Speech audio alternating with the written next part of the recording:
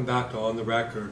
We're here at Rackspace, and I'm here with David Roth, who is with AppFirst, which is that your company? That is. I'm the co-founder and CEO. And so, give me roughly, what does it do? AppFirst is an innovative company that leads monitoring as a service, specifically around application monitoring. And so what we uniquely do is we, within a cloud and also in a hybrid fashion, will be able to show companies their entire application as it runs in production and monitor, alert, and drive to even resolutions whenever any type of issue possibly comes up that creates performance problems. Now, is there going to be a search capability on there if I want to find an app? Yeah, basically the beautiful part when we talk about the searching capability is monitoring before AppFirst was limited to monitoring products only working with certain applications. With AppFirst, we work naturally and automatically with any and all applications, and we work with them no matter what language they're written in. So it just works. Wow, I wish I could say that about myself. So let's back up. So we have an industry, the channel, goes out there and sells a whole lot of technology, and all of a sudden the rules are changing. You're trying to work with these people. How are you getting them there? So let's talk, like we went from a regular VAR now to an MSP, now into the cloud, and now you want them to go one step further. So let's go through it. Let's start with at the cloud, okay? Why should they get into the cloud? Well, first of all, they're going to want to be into the cloud because their customers and the user base is all looking to get the benefits of cloud. The elasticity, how fast that you can scale up or scale down, getting your business application to run the way you need it to. So that's probably the first and foremost answer, is that cloud computing means flexibility and elasticity that small, medium, and growing businesses want to get the benefits out of. So a lot of them aren't going in there. Why do you think it is? Like a lot of the VARs, resellers, whatever you want, they're not engaging. They're not even putting their toe in the water yet. Why not? Yeah, I think every trend tends to have leaders and followers, and I think I'm already finding across the country in various regions that there's forward-thinking VARs that. It's kind of, I don't know if you ever read the book about Who Moved My Cheese. Right. So basically, I think this VAR story is very similar. Is you're going to have that certain VAR that's going to eat all the cheese they possibly can. They're selling a lot of hardware. They're moving whatever they're used to moving. But one day that cheese is gone, and they're trying to figure out, how am I going to eat? Where am I going to go?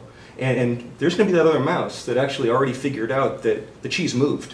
And either you starve or you go find where that cheese is located, and that's really what cloud is about. Is I think the forward-thinking VAR that says to themselves, how do I add value in this notion of cloud computing being a benefit to my customer? What role do I play as a VAR, and how do I make money from it? How do I provide solutions around it?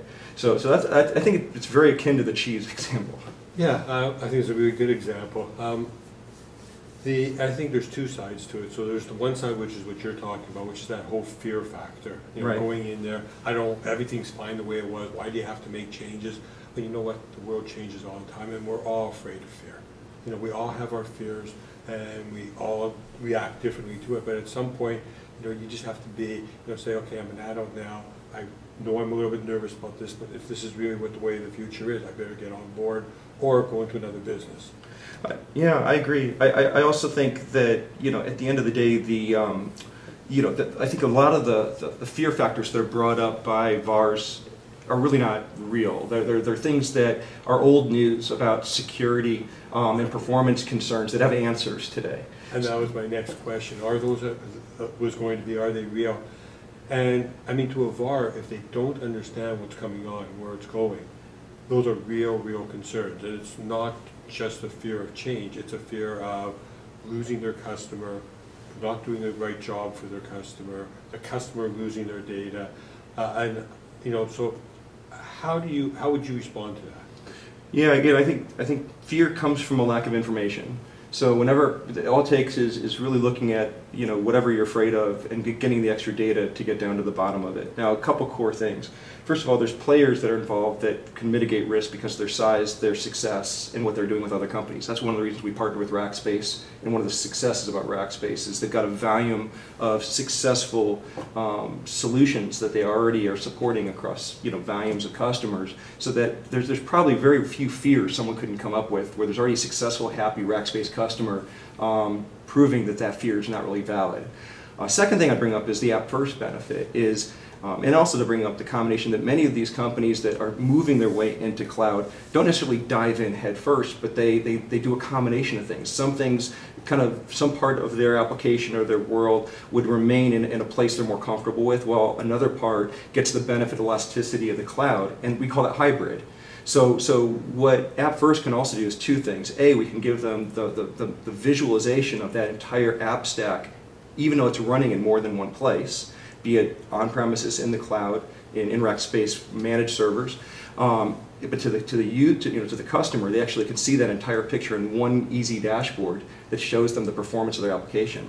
The second thing is, when people are going from how something's running in one place and how will it behave somewhere else, before AppFirst, people didn't necessarily know what each part of their application consumed and needed. And to have that real insight of what is it that my application needs.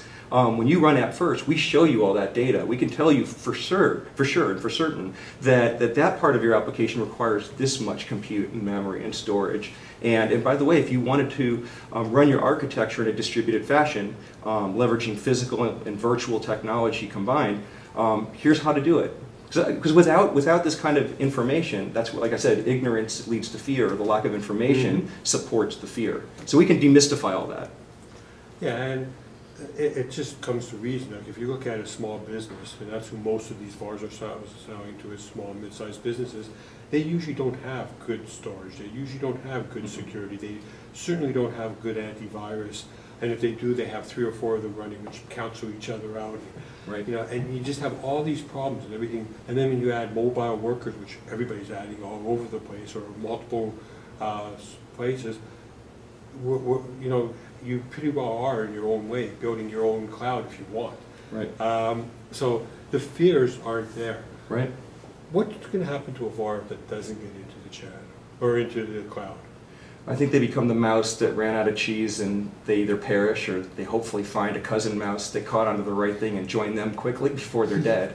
But this is a serious, significant trend. This is not something that's going away.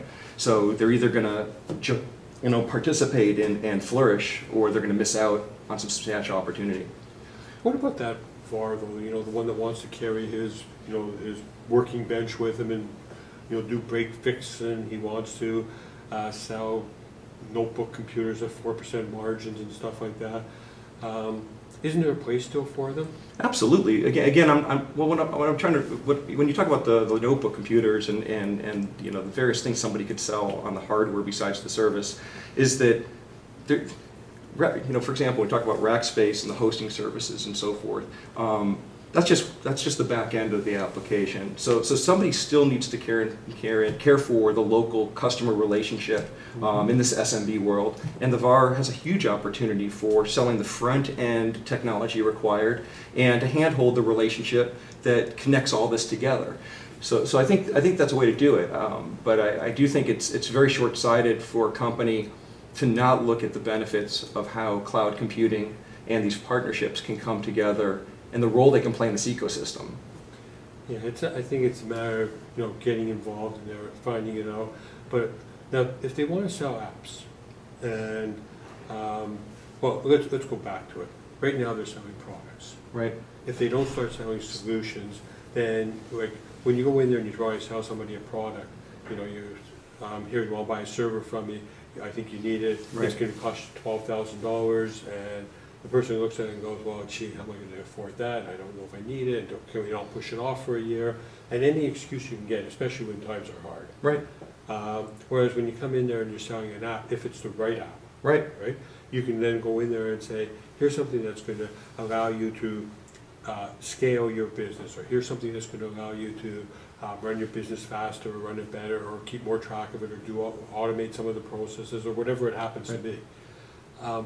So the company itself can look at that and say, oh wow, so I'm going to have an ROI on that, and if it's on the cloud, Yep. you can pretty much have an ROI Very tomorrow. quickly. Very quickly.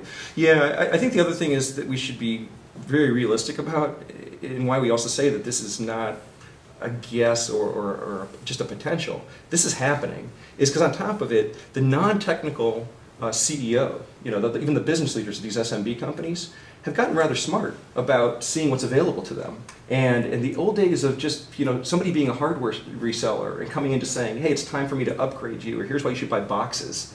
The business leadership of SMBs expect solution partners. They want somebody to talk to about how this is going to help them with their business. They want a trusted business advisor, and that where business is so important. Absolutely. So they need the right information that shows them, like you said, on a solution basis, how to educate. By the way, I still think there's a hardware opportunity in the midst of all this, even including how this stuff is a part of cloud solutions or various ways that they're buying in. But at the end of the day, they need to be smarter about, because the business buyer is expecting it. Treat me intelligently to show how you're going to add value to what solutions can help me with my business, and how the applicability of hardware or software is tying to helping me make more money for my business. So again, that's why I bring up what we talked about on elasticity of scale up and scale down. Is it used to be that the big challenge in technology was prove to me for a small or medium growing business how they can meet their next peak or how they can scale upward. Actually, in today's world, people want to know how they can also more efficiently scale down. How can I do more with less all the time, yet when I need to, add enough capability to deal with my peaks and my seasonal type situations. And that's where the solution approach should come in.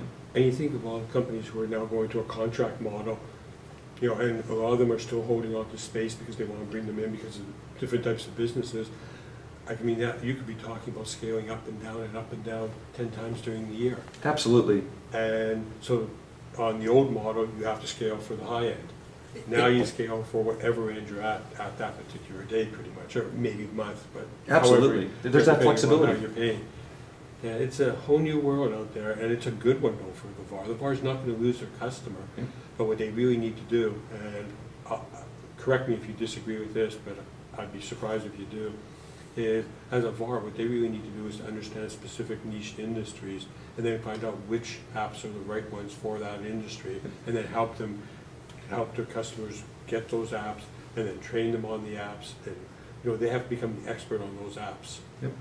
Yeah, we've created in our company, we believe in this in a big way, we've created both agent programs and VAR programs to support how we can work with either type model of the channel space.